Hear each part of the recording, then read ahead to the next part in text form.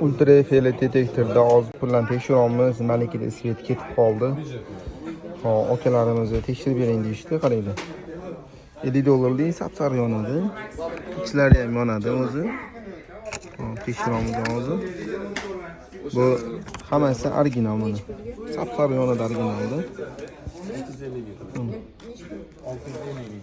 Juda ishiga qo'ymasa ham juda yonyapti, qora qorong'i bo'lgani uchun.